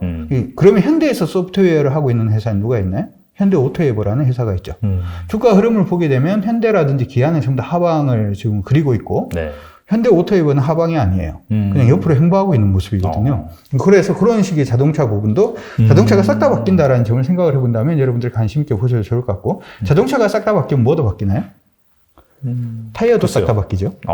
근데 전기차용 타이어하고 일반 차용 타이어가 다르다는 거 알고 계십니까? 잘 몰랐어요. 네. 네. 전기차용 타이어는 전기차는 그 소음이 별로 안 나잖아요. 그러니까 내연기관 자동차는 엔진 소음이 막 생기니까 노면 소음이라든지 하는 부분은 그다지 중요하지 않은데 네. 전기차용 타이어는 뭐 노면 소음을 잡아줘야 돼요. 그렇기 때문에 전기차용 타이어는 딴 타이어를 씁니다. 기본. 그리고 전기차는 내연기관 자동차보다 더 무겁죠. 그렇죠. 더 무겁다는 얘기는 이게 브레이크를 밟아서 설 때 자동차 무게 때문에 더 제동거리가 길어지죠. 그렇죠. 제동거리가 길어질 가능성이 있기 때문에 이거를 잡아주는 타이어 코드도 필요하겠죠. 그래서 자동차 업체들 보시고 이 전기차 같은 경우에는 사실은 지금 전기차를 타신 분들은 아마 아실 건데 돈 들 데가 별로 없어요. 맞잖아요. 뭐 소모품 갈 것도 별로 없고 그렇죠. 그 중에 소모품 갈아야 되는 게 하나가 있다면 타이어입니다. 그래서 자동차하고 타이어는 같이 좀 봐주시는 것도 나쁘지 않을 것 같고요. 바이오 같은 경우에 마지막으로 한번 보면 요거는 바이오는 여러분들이 그 사실은 이제 카티라든지 아니면은 뭐 크리스퍼라든지 신기술이 적용되는 부분이 굉장히 많기 때문에 시장 안에서 이제 10배 이상의 종목이 나올 가능성이 높다 이렇게 생각은 합니다. 단지 이제 성공 확률이 굉장히 좀 떨어질 가능성이 높기 때문에 그런 부분으로 생각을 안 하고 일단 보더라도 요거 한번 보고 가도록 하죠. 두 개 종목을 보고 가도록 하는데 네. 삼성 바이오로직스라는 종목이 하나가 있습니다. 삼성 바이오로직스는 사실은 이건 바이오가 아니고 바이오라고 하기보다는 그냥 찍어내는 회사이기 그렇죠. 때문에 생산하는 회사죠. 네, 그냥 삼성전자라고 생각을 하시면 될 것 같아요. 왜냐하면 삼성전자도 D램을 그냥 찍어내는 거잖아요. 그렇죠. 얘도 어떻게 보면 약을 찍어내는 회사다 보니까 네. 지금 보면 실적이 어떻게 되죠? 실적이 계속 좋아지고 계속 있는데 좋아지죠. 주가는 별로 안 좋아지고 있죠. 삼성바이오로직스나 아니면 셀트리온 같은 경우에도 저는 지금 셀트리온보다는 셀트리온 헬스케어가 약간 좀 더 땡기긴 한데 어쨌든 셀트리온을 그냥 비슷한 회사니까요, 사실. 왜냐하면은 네. 셀트리온 헬스케어는 외부에 이제 수출하는 거잖아요. 그렇죠. 셀트리온은 개발하고 셀트리온 헬스케어는 그 유럽이라든지 미국에 수출하고 셀트리온 제약은 국내에 일단 공급을 하는데 지금은 워낙 계속 약세로 가죠. 미국에다가 달러 받고 약 팔면은 그건 무조건 남겠다. 그렇죠. 그래서 헬스케어가 조금 더 땡기는 부분이 있긴 합니다만은 어쨌든 셀트리온으로 본다라고 하더라도 얘가 주가가 그냥 박스로 가고 있잖아요. 그렇죠? 박스로 가고 있는데 지금 실적이 좋아요, 나빠요? 좋잖아요. 좋죠. 네. 예전에 주가가 38만 8천 원 갔을 때나 지금나 실적은 거의 변함이 없는데 주가는 지금 뭐 3분의 1 토막 정도 그렇죠. 내려와 지금, 있는 그런 상태니까 타이밍만 잘 잡으면 얘들도 일단 나쁠 것 같지는 않습니다. 그래서 결론적으로 말씀을 해드리면 이거예요. 앞에서 얘기했던 반도체는 약간 좀 세모입니다. 저는 네. 세모고 네. 인터넷은 굉장히 저평가되어 있어서 나쁘지 않다 이렇게 생각을 하고 2차전지, 자동차, 바이오 모두 다 우리나라 기업들이 지금 굉장히 잘하고 있고 실적도 굉장히 잘 내고 있는데도 불구하고 지금은 겨울이라서 콩을 심을래요? 아니면은 팥을 심을래요?라고 물어보면 일단 트레이딩 하시는 분들 단순히 그냥 매매를 막 하겠다라고 하시는 분들은 제가 생각할 때 그냥 집에 앉아 계시는 게 좀 어떨까 이렇게 생각이 들고 가치 투자나 이런 분들도 일단 관심 종목으로만 잡아 두시되 전면적인 공약 자체는 시장이 턴하고 난 다음에 그래도 충분히 기회는 나오거든요. 너무 급하지 않게 그렇게 하신 게 어떨까 싶습니다. 알겠습니다. 뭐 전반적으로는 뭐 다 경쟁력이라든지 그런 거 괜찮네요. 말씀 들어보니까. 그리고 추가적으로 태조 이방원 주식들 한때 뭐 되게 잘 나갔었는데 최근에 시장이 무너지면서 같이 좀 무너졌다가 또 몇몇 주식들은 좀 올라온 것 같은, 특히나 2차전지 같은 경우에는 좀 그런 흐름 보이고 있고, 조선주도 좀 잘 버티는 하더니 시장이 좀 무너지면서 좀 밀린 것 같긴 한데 아무튼 간에 이 주식도 어떻게 보시나요? 일단 그 태조 이방원이 최근에 이제 시장이 뜨면서 이제 움직였잖아요. 네. 여기서 여러분들이 힌트를 하나 얻으셔야 됩니다. 무슨 얘기냐 하면, 원래 이제 시장이 굉장히 침체로 갈 때, 경제가 침체로 가잖아요. 그러면 시장이 이렇게 빠지는 게 아니고, 시장이 경제가 침체로 간다라고 하더라도 시장이 이렇게 빠졌다가 이렇게 반등했다가 이렇게 빠졌다가 이렇게 반등을 그렇죠. 하는 네. 그러한 모습이 일단 보이게 됩니다. 네네. 지금 경제가 굉장히 좀 안 좋다 이렇게 얘기를 하는데, 보통 네. 경제가 안 좋다라고 얘기를 하면은 시장이 계속 그냥 확 이렇게 빠지는 것처럼 느낄 수가 있습니다. 사실 이제 차트 한번 보고 가면은 이번 시장이 이제 계속 지금 하락 추세로 지금 이렇게 빠지고 있는 중이잖아요. 빠지고 있는 중인데 태조 이방원 관련된 종목이 나온 게 요때죠. 네. 요거 시장이 지금 보면은 2200에서 2500까지 그냥 300포인트 정도 뜨니까 네. 종목 안에서는 50%, 60%짜리 수익이 굉장히 많이 나오기도 합니다. 그렇죠? 근데 경기가 지금 안 좋다라고 하는 부분에서 여러분들이 한 가지 이제 체크를 하셔야 되는 게 뭐가 있냐면, 요 당시에도 2017년부터 시작해서 경기가 굉장히 안 좋아서 시장이 일단 하락 추세로 계속 갈 때도 중간중간에 뭐가 있냐 하면은 한 번씩 이렇게 급등을 한 번씩 해줍니다. 이것도 1970에서 2200까지 오르니까 300포인트 정도 많이 오르는 올랐네요. 거잖아요. 그렇죠? 네, 요거라는 것도 지금 보면 2200에서 2300까지 오르는 거니까 거의 100포인트 정도 오릅니다. 그렇죠. 무슨 얘기냐 하면, 시장이 이렇게 안 좋은 구간에서는 이렇게 이제 매매할 수 있는 종목군들이 한 번씩 나오는 거예요.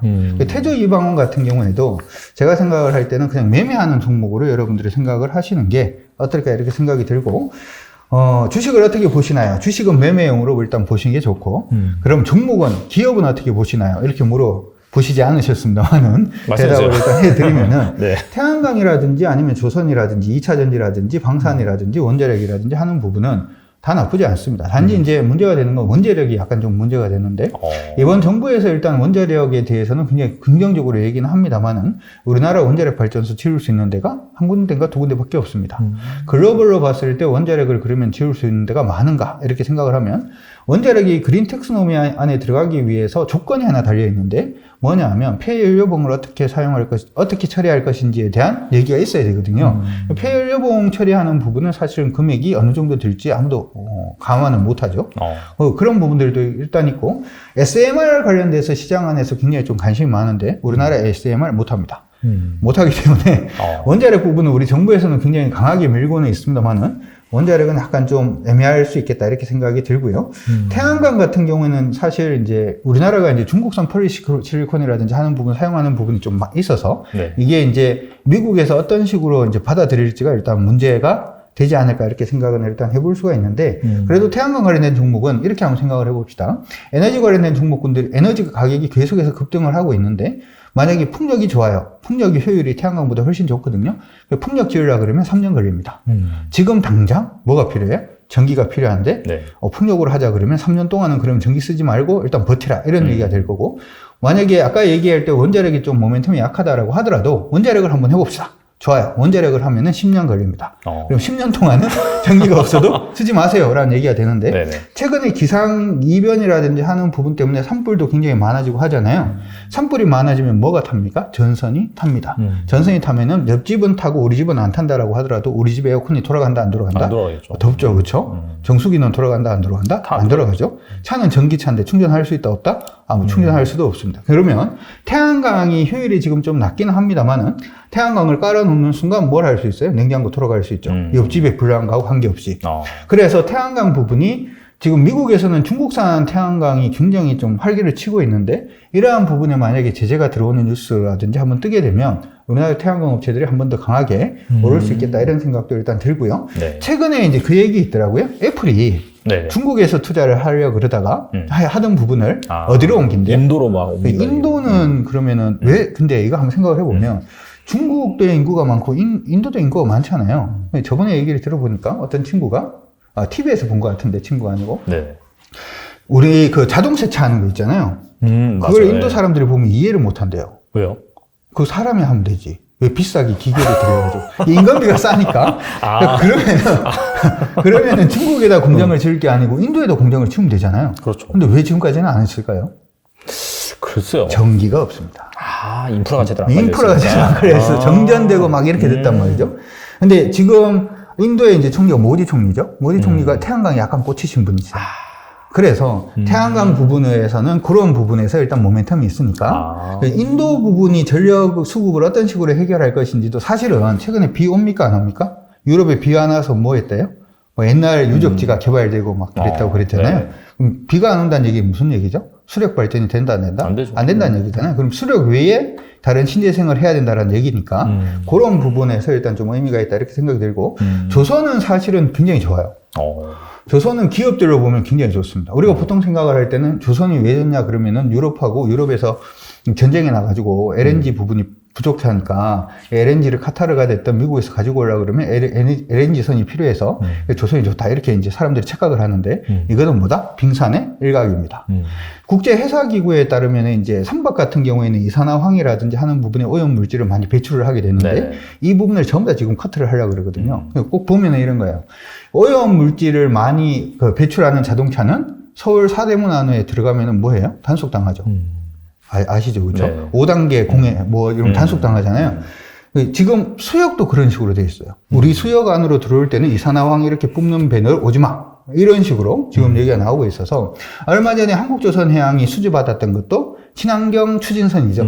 친환경 추진선을 어떻게 보면 선박들이 다 바뀌어야 된다라는 얘기가 되니까 선박 수주 부분도 굉장히 좀 좋아질 가능성이 높겠죠. 그래서 이 원래는 조선주가 어떤 식으로 움직이냐면 글로벌 경제가 좋아지고 글로벌 경제가 좋아지면 물동량이 많아지고 물동량이 많아지면 배 운임이 높아지고 배 운임이 높아지면 선주들이 그럼 배를 더 가져야 되겠는데? 라고 하는데, 새로운 배는 수주를 하면 2, 3년 걸리니까. 그렇죠, 오래 걸리죠. 조선, 중고선부터 먼저 사기 시작하는 거예요. 그래서 물동량 좋아지고, 그 다음에 성과가 오르고, 중고 성과가 오르고 난 다음에, 신규 수주 자체가 늘어나는 그런 식의 형태가 되면서 조선주들이 실적이 좋아지는 그런 식의 형태가 되는데 지금은 그게 아니라 환경적인 규제 부분으로 인해서 전 세계에 돌아다니고 있는 컨테이너선, 벌크선 이게 싹 다 바뀌어야 되기 때문에 조선주들 같은 경우에는 굉장히 향후에 좋아질 가능성이 높다 이렇게 생각을 하시면은 좋을 것 같습니다. 이런 식으로 하니까 굉장히 좀 길어질 것 같네요. 방산 남았어요. 방산 2000년대 아까 말씀하셨고. 네, 방산. 방산은 이건 방산은 여러분들 생각하실 게 이걸 생각을 하셔야 돼요. 2차 세계대전이 왜 터졌죠? 2차 세계대전이요? 2차 세계대전. 유럽 쪽에서 이제 뭐 독일, 뭐 히틀러, 그렇죠. 나치 뭐 이런 식으로. 2차 세계대전은 네. 기본적으로 2차 세계대전이 터졌던 가장 주된 이유는 불력화입니다. 경제 불력화. 네. 그러니까 영국은 영국이 가지고 있는 식민지를 기반으로 한 불력화. 프랑스는 프랑스대로 불력화. 뭐 이걸 다 불력화를 일단 했단 말이죠. 독일은 뭐냐 하면은 독일은 이제 산업혁명이 이제 후발 산업혁명 국가잖아요. 일본도 뭐죠? 일본도 후발 산업 국가를 하는 후발적으로 이제 산업혁명을 했기 때문에 물건을 이제 만들어서 팔라 그러니까 식민지가 있어요, 없어요? 없잖아요. 없으니까 그 식민지를 정탈하는 과정에서 2차 세계대전이 터진 거거든요. 무슨 얘기냐 하면 경제가 불력화되기 시작을 하면은 어쩔 수 없이 전쟁이라든지 하는 부분은 국지전이 됐든 발발할 가능성이 굉장히 높고 그런 부분이 일단 있기 때문에 전쟁이 일단 터지려 그러면 물건이 필요하잖아요. 물건 중에서 가장 좋은 물건은 미국 물건이 가장 좋기는 합니다만은 너무 비싸니까. 네. F-35 이런 경우는 너무 비싸잖아요. 그럼 뭐가 필요하죠? 가성비가 필요하죠. 네. 우리나라의 경우에는 계속해서 분단이 되어 있다 보니까 인생살이 세웅지와 비슷하게 네. 계속해서 무기 체계를 개발할 수밖에 없었는데 값싸게 이러한 부분이 이제 시장 안에서 이제 확 이렇게 두드러지는 모습을 일단 보이고 있고 제가 생각할 때는 이게 뭐 단기적으로 끝난다라고 생각 안 합니다. 굉장히 지금 어차피 블록화로 가기 시작을 하면 블록화가 이제 글로벌 세계화는 끝났다 뭐 이런 얘기를 많이 하잖아요. 네. 블록화가 지속되면 지속될수록 무기 판매라든지 국지전 자체는 계속 증가할 수밖에 없다. 따라서 방사는 굉장히 여러분들 긍정적으로 보시는 게 저는 나쁘지 않다 이렇게 생각합니다. 알겠습니다. 근데 요거는 이제 기업에 대한 얘기고 그러면 지금 지금 당장 살 거냐는 다른 얘기예요. 그렇죠. 여러분들이 이번 우리 다란트 투자를 통해서 확실하게 알아가시는 게 뭐냐 하면은 이렇게 얘기를 하면은 이거 이렇게 좋고 이건 저렇게 좋으니까 이거 다 삽니까? 라고 물어보면 아니에요. 다 사는 게 아니라 케인즈가 그런 얘기를 했죠. 주식 투자에서 단기적인 주식 투자는, 케인즈가 얘기했던 단기적인 주식 투자는 1년짜리도 있고 2년짜리도 있고 3년짜리도 있어서 일반적으로 주식 투자라고 하는 것은 미인 선발대회에서 누가 1등 미인이 되는지를 맞추는 거와 같다. 이렇게 얘기를 하거든요. 무슨 대회라고 그랬죠? 미인 선발대회라고 네. 그랬잖아요. 미인 선발대회는 미인만 나오잖아요. 그렇겠죠? 그렇죠? 그러니까 미인 선발대회에서 누가 1등 미인이 되는지 이 얘기니까 미인 선발대회에 나가려고 하는 것 자체가 일단 미인이어야 되니까 여러분들이 보는 종목들이 어떻게 보면 가슴이 떨리고 향후의 성장성이 굉장히 좋다라는 얘기, 그 다음에 실적 대비 저평가됐다는 얘기는 뭐예요? 그냥 미인이라는 거예요. 네. 거기 안에서 누가 1등 미인이 되는지를 맞추는 것이 기본적으로 주식 투자인 거예요. 그렇죠. 지금 아까 얘기를 할 때 태조 이방원 관련돼 가지고 이거는 이런 식의 모멘텀이 있고 이거는 이런 식의 모멘텀이 있고 이 기업은 이렇게 좋고라고 하는 부분이 이게 1등을 한다는 얘기는 아니거든요. 미인이라는 얘기인 거죠. 그렇기 때문에 여러분들이 확실히 구분을 하셔야 되는 거는 뭐냐 하면은 미인을 다 사는 건 아니다. 그렇죠. 여기서 어느 종목들 쪽으로 수급이 몰리는지를 보고 트레이딩을 할 건지 아니면은 장기적인 수급이 몰리는 걸 보고 가치주로 투자를 할 건지 성장주로 투자할 건지 그때 결정하는 거다. 그리고 또 로봇주. 네. 하락장에도 좀 견고한 모습이 나오는 것 같긴 하거든요. 로봇주에 대한 전망 어떻게 보세요? 아까도 약간 로봇, 뭐 삼성전자 얘기하면서 말씀하셨는데. 네. 로봇주는 우리가 무조건 봐야 되는 업종들 중에 하나죠. 근데 어디가 튈지는 사실은 정확하게 알기는 좀 어렵습니다만은, 지금 보면은, 아까 이제 블록화된다 뭐 이런 얘기를 했는데 대부분 나라들이 이번에 이제 코로나 터지면서 그걸 좀 많이 느꼈어요. 아시아에서 반도체 생산하고 아시아에서 운동화 만들고 뭐 하다 보니까 네. 이게 코로나 터지고 난 다음에 물길 막히고 하늘길 막히고 그쪽에 우리는 코로나를 잘 통제를 하고 있는데 이머징 국가들이 코로나를 통제를 못 해가지고 거기서 막 공장이 갑자기 섰버리면 우리는 지금 그걸 팔아야 되는데 물건이 오지를 않으니까 네. 그러니까 기본적으로는 우리 영토 안이나 아니면 우리 근처에서 해라. 그게 이제 어떻게 보면 2차 전지도 동유럽으로 열심히 가고, 아니면 미국으로 가고, 아니면은 반도체도 유럽으로 가고, 아니면은 미국으로 가는 이유도 사실은 이제 그런 이유들 중에 맞아요. 하나잖아요. 네. 이게 지금, 그러면 이제 문제가 되는 게 뭐가 문제가 되냐 하면, 유럽으로 갔어요. 아니면 미국으로 갔어요. 그러면 그 회사는 남아야 되잖아요, 돈이. 네. 근데 왜 해외로 보냈냐 하면 인건비가 그쪽이 싸니까 보낸 거거든요. 그렇죠. 얼마만큼 싼 거냐 하면 인건비 주고, 그 다음에 거기서 트럭에 실어가지고 한국까지 오는 운송료하고 거기에 배에 실어가지고 다시 가지고 오는 그 운송료를 포함을 해도 그쪽 인건비가 싼 거잖아요. 네네. 그러니까 그쪽 인건비에다가 계속해서 공장을 짓고 했는 거잖아요. 네네. 근데 그걸 갖다가 본토 미국으로 가지고 오면은 남아요, 안 남아요? 안 남죠. 안 남죠. 뭐 때문에? 인건비 때문에. 그러면 그 인건비를 안 주기 위해서는 어떻게 하면 되나요? 로봇으로 하면 되죠. 아까 인도하고 그렇죠, 우리나라를 맞아요. 생각을 해보면 네. 로봇으로 그냥 하면 되기 때문에 네. 그러면은 이제 스마트 팩토리 안에 들어가는 협동 로봇의 시장이 이제 본격화될 가능성이 굉장히 높죠. 두 번째로 그 북유럽에 가면 햄버거가 엄청 비싸거든요. 햄버거가 비싼 이유가 뭐냐 하면은 사람이 그걸 갖다가 뭐라고 할까요? 접수가 아니고 사람이 요리를 하나요? 주문을 받거나 사람이 주문을 받아서 사람이 중간에 끼는 순간 가격이 뛰어요. 아, 그렇죠. 네. 왜냐하면 인건비가 워낙 비싸기 때문에. 그러니까 그러면은 어떻게 하면 낮출 수 있죠? 사람이 주문을 안 받으면 되죠. 우리 지금 키오스키 쓰는 맞아요. 것처럼. 네. 그러니까 이 어떻게 보면 사람을 점차적으로 안 써야지만 기업들은 돈을 버는 그런 구조가 지금 계속 하고 있는 그러한 상태고, 이게 어떻게 보면 예전에는 공장 자동화 안에 들어가는 로봇만 했다면은 이제는 뭐 배달 로봇이라든지 하는 부분도 계속 얘기가 나오고 있기 때문에 로봇 부분은 기업이 실적을 내기 위해서 일단은 무조건 리쇼어링이라든지 하는 부분에서 굉장히 좀 의미가 있고, 그 다음에 개인적으로는 한 1년 전에 법안이 통과됐는데 혹시 그거 아십니까? 로봇이 혼자서 엘리베이터 타면 불법입니다. 그건 몰랐어요. 그게 법안이 통과됐어요. 혼자서 탈 수 있게. 어. 그러니까 로봇이 혼자서 엘리베이터를 탈 수 있으면 공원에 배달하는 로봇이 있잖아요. 공원에 이제 실증 사업을 이제 배달을 이제 하는 로봇이 있는데 그 로봇이 어떻게? 아파트 현관으로 가서 RF 칩 통해 가지고 아파트 현관 문 열고 들어가서 엘리베이터 누르고 들어가서 문 앞에 놔두고 오면 되잖아요. 그런 식으로까지 로봇이 활용이 될 수가 있기 때문에 로봇은 여러분들이 일단 무조건 관심을 가져두시는 게 어떨까 싶습니다. 알겠습니다. 포트폴리오를 짜는 거는 펀드 매니저들이나 짜는 거고, 개인들은 그때 그 돈으로 뭘 하냐면 일을 안 하고도 1,000만 원, 2,000만 원, 3,000만 원의 자금 자체를 연봉으로 내가 일을 안 하고도 만들어낼 수가 있는 거거든요. 그리고 최근에 이제 2차 전지 중에서도 약간 리튬 가격 상승 관련해서 막 그런 주식들이 부각이 되고 그러다 보니까 폐배터리 관련주 약간 그 2차 전지에서 자원을 회수할 수 있는 그런 주식들이 좋은 흐름을 보고 있는데 혹시 이 중에서 뭐 주목하고 계시는 기업들이 있는지 궁금합니다. 폐배터리뿐만 아니라 네. 리사이클링 관련된 종목군들은 여러분들이 다 뭐 관심을 가지셔도 저는 나쁘지 않다 이렇게 생각은 합니다. 왜냐하면 환경을 지키기 위해서는 일단은 리사이클링은 일단 기본이 됩니다. 그렇죠. 플라스틱도 마찬가지고요. 그 다음에 2차 전지도 역시 마찬가지겠죠. 근데 특히나 2차 전지 같은 경우에는 아직까지 이제 우리가 전기차가 그다지 많이 보이지는 않고 있고 실질적으로 미국 같은 경우에는 2차 전기 자동차의 침투율 자체가 아직 5%가 안 된다 이렇게 얘기를 하거든요. 맞아요. 네. 그런데도 불구하고 리튬이 지금 난립니다. 그렇죠. 리튬이 난리고. 그러면 당연히 기존에 쓰던 리튬 자체를 계속해서 이걸 갖다가 환원시켜서 순환 구조로 리사이클링으로 가야지만 경제 자체가 유지가 된다는 점을 생각을 해본다면 관련된 종목군들은 여러분들이 무조건 관심을 가지시고 보시는 것도 나쁠 것 같지는 않습니다. 알겠습니다. 그리고 지금 과도한 시장 하락으로 인해서 정말 싼 주식들이 널려 있거든요. 그래서 대표님께서 혹시 주목하시는 그런 주식이 무엇인지 궁금합니다. 답변 아시면서 그죠? 네? 몰라요. 네, 답변 알죠. 저한테 보내주신 게 아니어가지고. 예전에 이제 그 얘기했어요. 예전에 이제 미국이 이제 금융 위기가 탁 터졌을 때 템플턴이라는 분께서 열심히 공부를 하시고 난 다음에 주식을 이제 하는데 어떻게 했냐 하면은 $10,000를 빌려서 $2 미만의 주식을 맞아요. 다 그냥 산 거예요. 맞아요. 아무 생각 없이 그냥 산 거죠.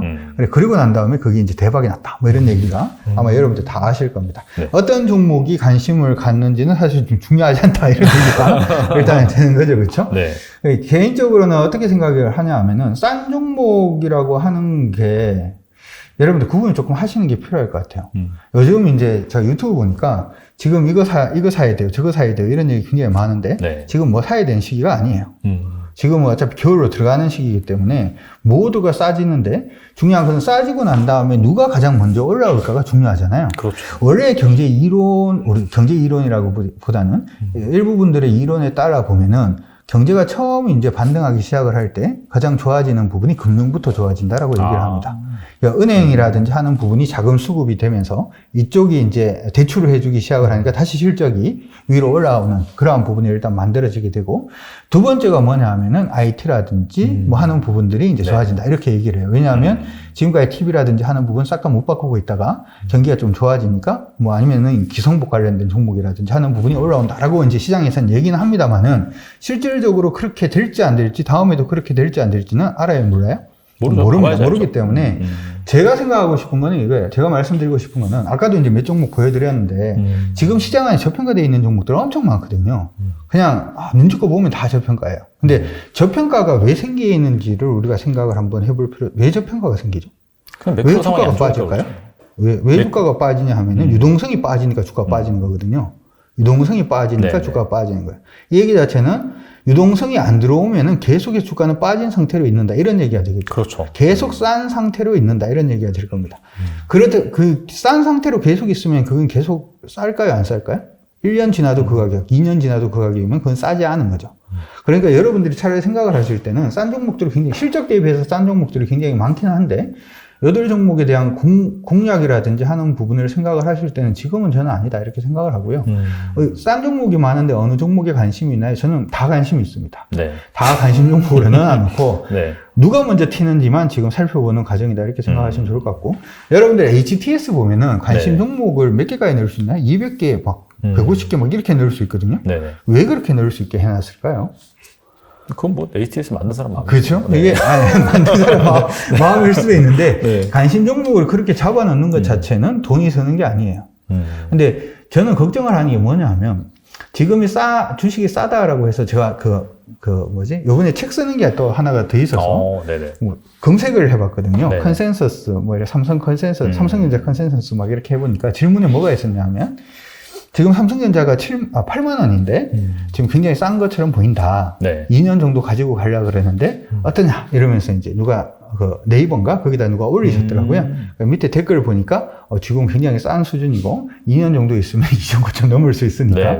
그때 만약에 싸다라고 생각을 해서 그때 8만 원 사신 분들은 지금은 굉장히 좀 많이 힘들겠죠. 네. 우리가 아까 얘기를 했는 것처럼 힘든 과정은 우리는 좋아하지는 않습니다. 그렇죠. 그렇기 때문에 싸기 때문에 제가 무슨 종목에 관심을 가지고 있다면 여러분들이 그 종목을 또 보실 분들도 계실 것 같은데 그냥 전체적으로 관심을 가지시고 지금은 그냥 관심만 가지는 그러한 단계다. 이렇게 생각하시고 봐주시는 게 좋을 것 같습니다. 꼭 뭐하고 비슷하냐 하면 마음에 드는 여자분들이 생겼는데 네네. 남자친구가 있어요. 아. 그럼 언제 대시할 건가요? 헤어진 다음에. 그렇죠. 계속해 쳐다보는 게 필요합니다. 그렇죠. 알겠습니다. 그렇다면 1억 있다면은 지금 현재 뭐 어떤 종목으로 포트폴리오 꾸리면 좋을까요?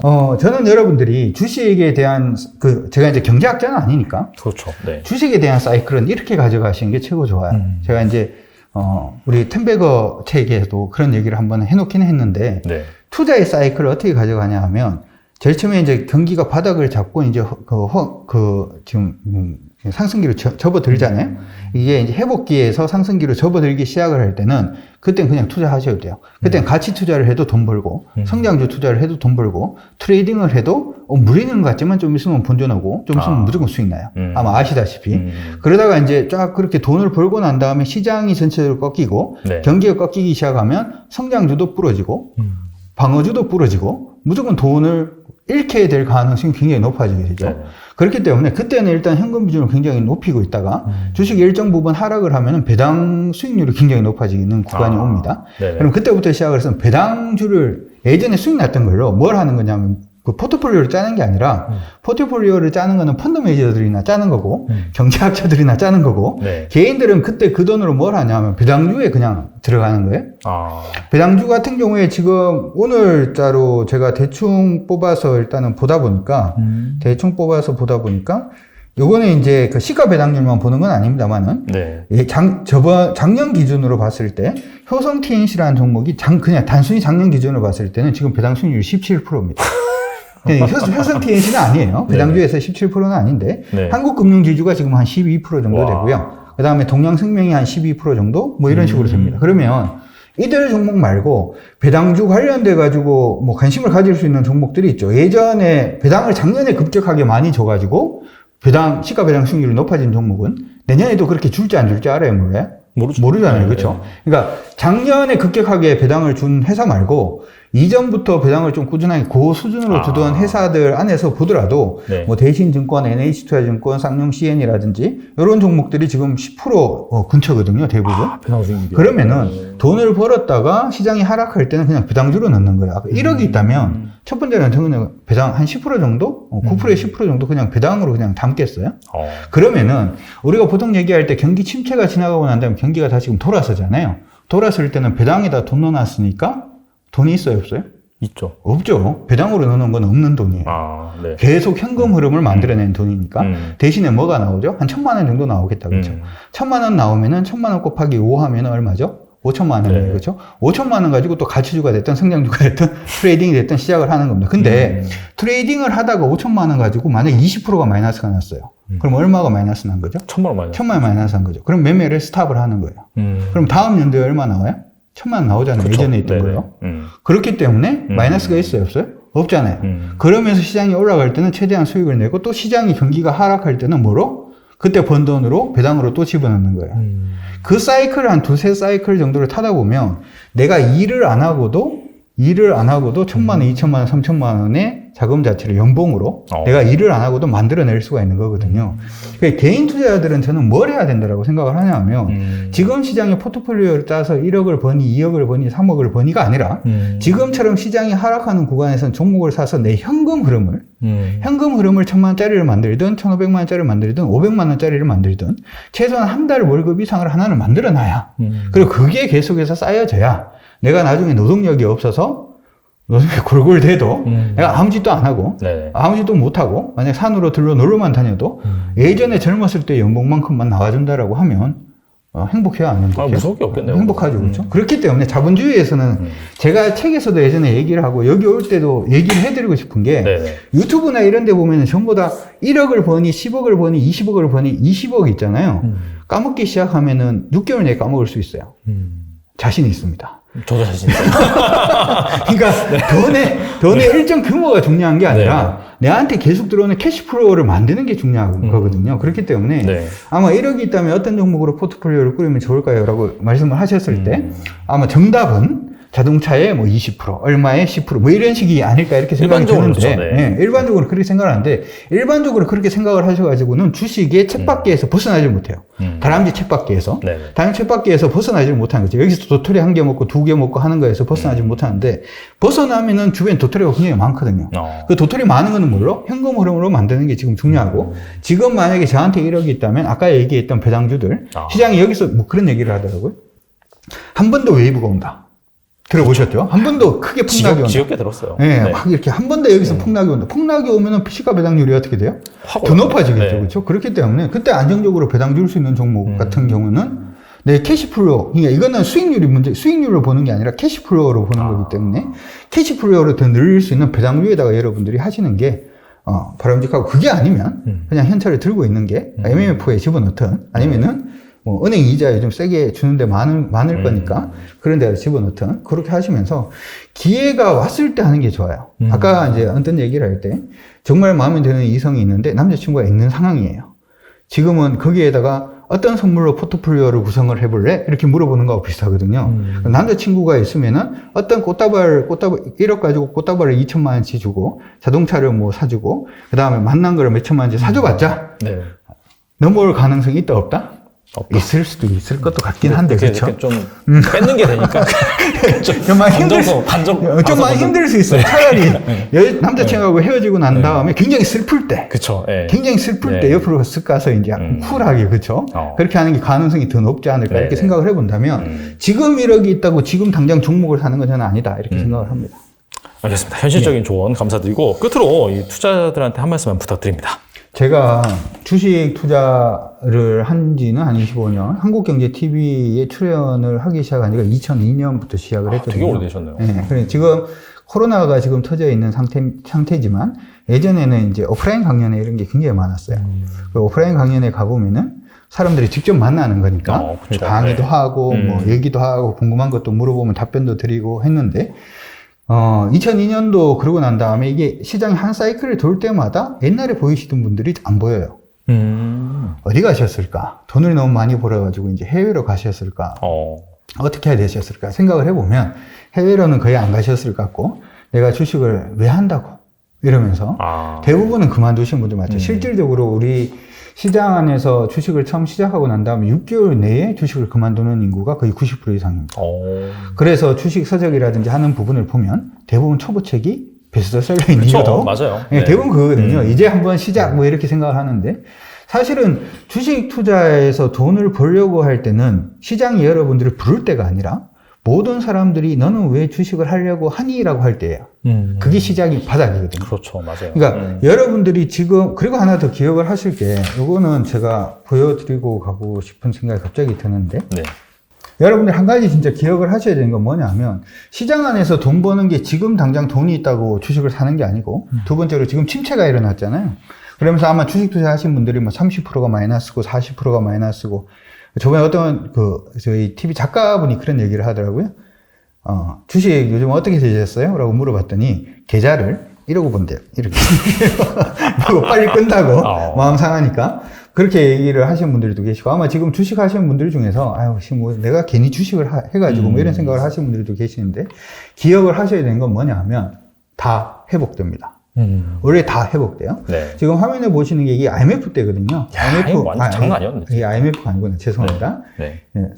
IMF를 가봅시다. 차트를 최고로 길게 해서, 우리가 IMF가 1997년도 맞나? 아까 맞은 것 같아요. 아까 맞았네. 이때가 IMF 때거든요. IMF 때 이제 난리가 났다, 이제 끝났다. 이때 이제 기억이 나는 게 뭐가 기억이 나냐면, 기재부에서 우리나라가 빚더미에 앉아가지고, 이 빚더미가 벗어나려고 그러면 2015년에 벗어날 수 있다라고 기사가 떴거든요. 전망을 이렇게. 그런 얘기를 들으면은 주식을 해야 돼요, 안 해야 돼요? 2015년까지는 안 오르겠네, 그런 생각. 그렇죠. 미친 거죠, 그렇죠? 실질적으로 그 시장이 1998년도 이때였던 거 기억이 나는데, 이때 이제 투신사가 한번 난리가 납니다. 개인들이 모여가지고 돈 내놓으라고 막 찾아가는 거예요. 그게 360포인트 정도였던 걸로 기억이 나는데, 시장은 그러고 난 다음에 어디 갑니까? 회복하기 시작하면 회복합니다. 그렇죠?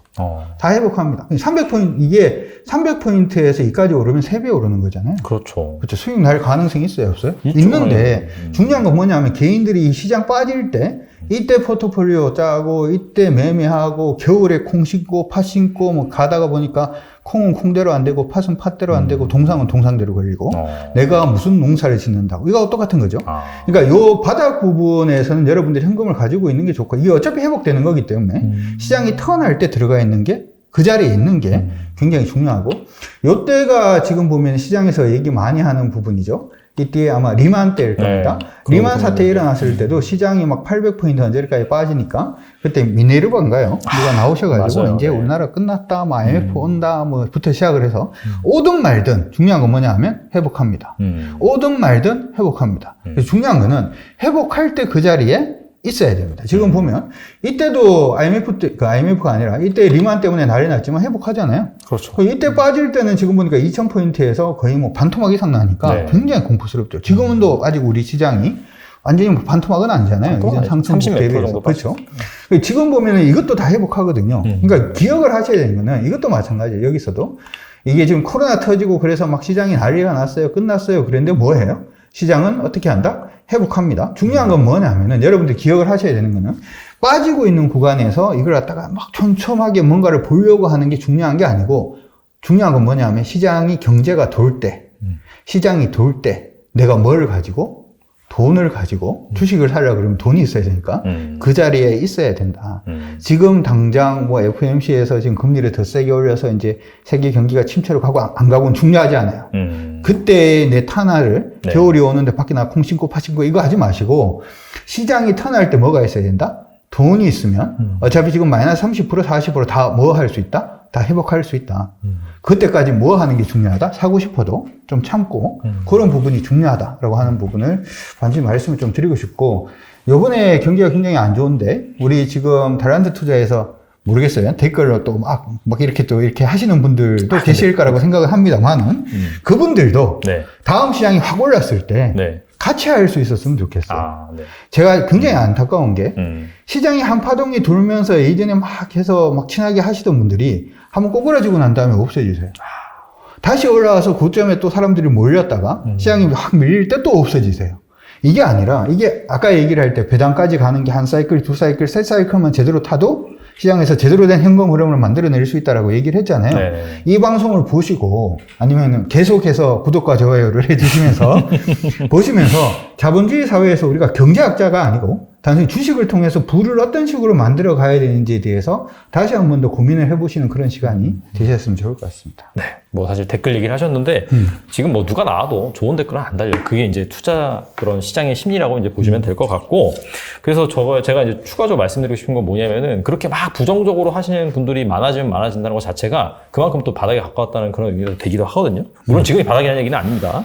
그래서 그런 부분들을 좀 휴먼 인덱스 관점에서 좀 보시는 것도 추천드리고 그렇다면 이제 언제 반등하는지 어떻게 아느냐 그 부분은 앞서서 이제 대략적으로 말씀해 주셨어요. 일단 금리가 2번 정도 인하되는 그런 시점, 뭐 언저리다. 그거 아니면은 제가 다음번에 나오는 책이 기술 분석 책이거든요. 네네.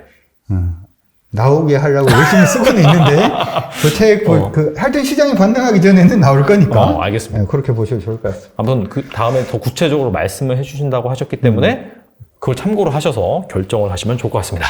네, 지금까지 강준혁 대표님 나와주셔서 감사합니다. 네, 고맙습니다.